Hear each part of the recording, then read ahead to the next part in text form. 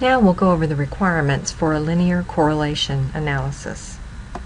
So our objective will be to determine whether there is a linear correlation between two variables. And keep that in mind, that's all we're testing for, to determine if there's a linear correlation. There could be a curvilinear correlation or some other correlation that we aren't able to determine, but we're just looking for a linear correlation. Okay, let's go over the notation we'll be using. As we've seen before, we will have our sample size. Let's get that going correctly. Okay, our sample size N.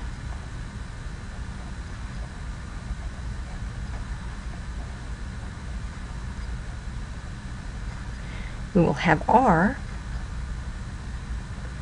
the linear correlation coefficient,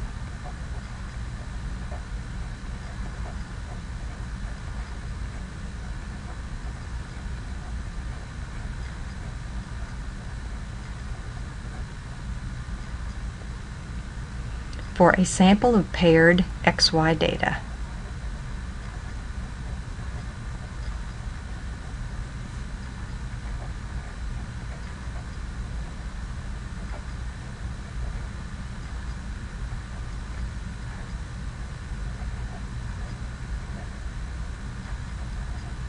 And rho.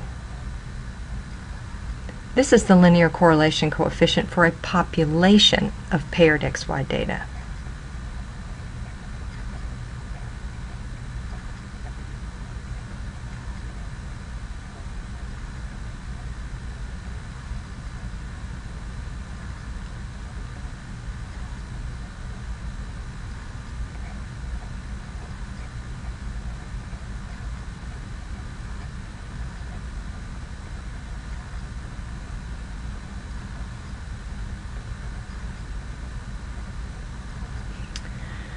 Okay, and now let's look at the requirements involved.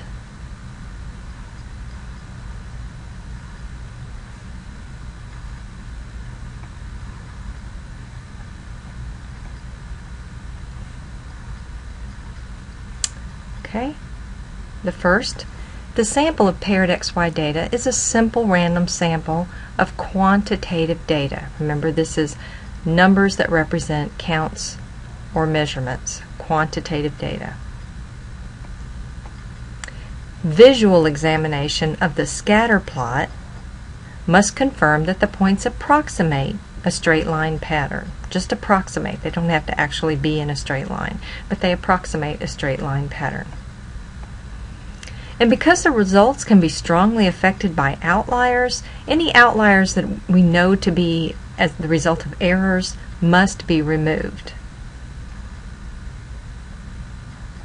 So these are our requirements. Now the formulas for actually calculating R, our linear correlation coefficient, involve many summations. It's quite complex looking.